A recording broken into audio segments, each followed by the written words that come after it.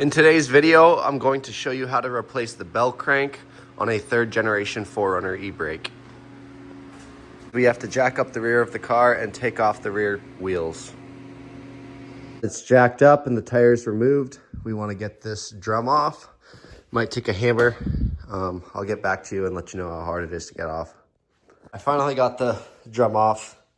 This part took a little bit longer than I'd hoped it would, but essentially, back here, yours should have a rubber grommet on it. Mine didn't.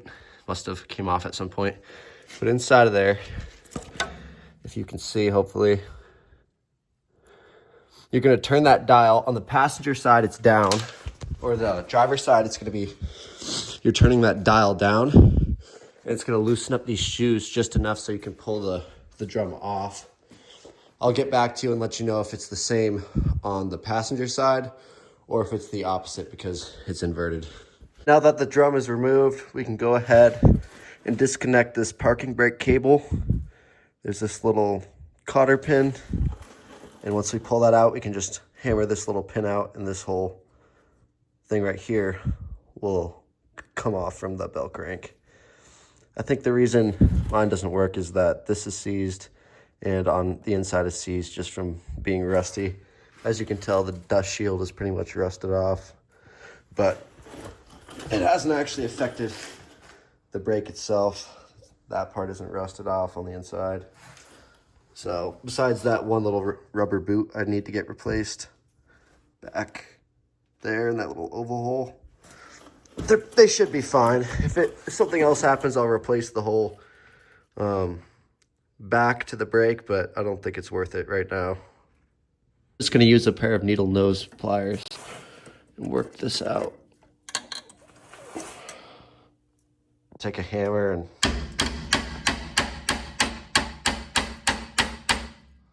that did not work. Of course, since it's rusted, that took a little bit of time and it was a little harder than I expected. So what I ended up doing to get it off, instead of using a hammer, was taking some brake clean, cleaning it, and then taking some PB Blaster and putting it on in that little hole where the pin went, and kind of sliding it around, and then I'd pry it with a little pry bar or a screwdriver. And I just kept doing that until it worked its way out. Now that that's done, there's those 2 bolts holding the bell crank in, and we want to remove those. From what I've seen is a lot of times these break off, but that's okay because we're using new bolts and that piece will come off when those break. So don't worry about that. I'm using a 12mm socket with an extension. Let's just see what happens. Oh, mine didn't break. Now we're going to want to remove this little cap. There's a spring behind it, and I think you just push down around the outside and twist. So this little knob goes between that slot that's cut open. Just twist it like 45 degrees or 90 degrees, my bad. Now that's off. We should be able to move this, yeah. There's a little spring down here. We might have to disconnect that. But we should be able to move it enough to get the ratchet in on this bolt right here. You end up removing this little spring and you can just leave it dangling over here. And now we have enough movement to get into that bolt. That's out. Those 2 bolts are out. Should give us enough movement. And we just want to take this little wire right here that runs over to this side of the brake. We want to disconnect it so then we can pull out the bell crank.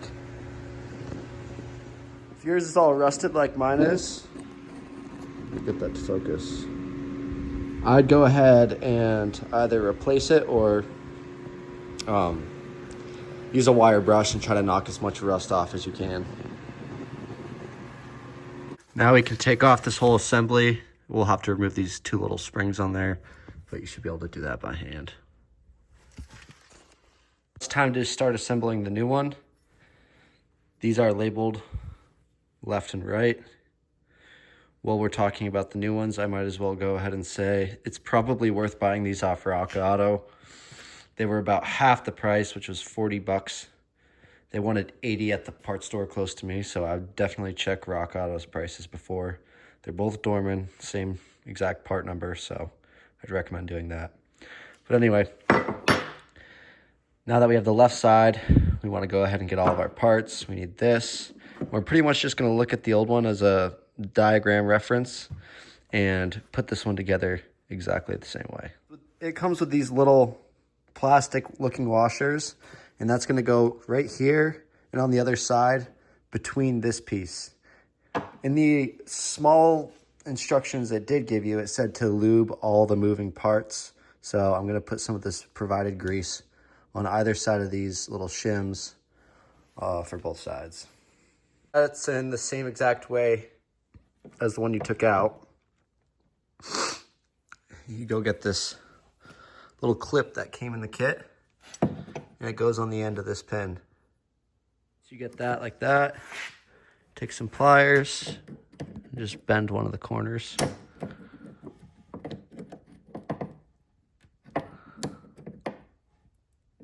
Like that. The rubber boot and put that over. You can put in this little bolt and nut, and that's a locking nut. So I recommend just using the same exact distance out that was on the old one. This piece is all together. We can go ahead and reinstall it the same way we took it apart, and I'll get back to you with the torque specs on that. I'm sure some of you can find a torque spec, but I couldn't, so I'm just going to go ahead and tighten them until I feel like they're tight without stripping them. You can go ahead and put this cable back in, as well as this spring and this other spring right here that goes on this side, identical to this one. I'd recommend putting some of this lube on there. Now we can reattach these springs.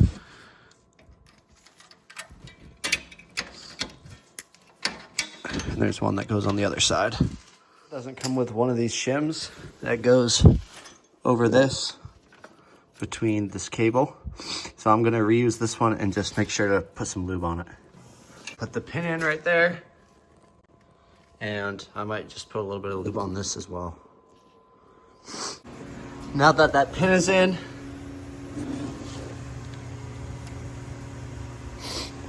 this side's finished up. I got that back in, that spring. So I'm gonna go ahead and do the other side.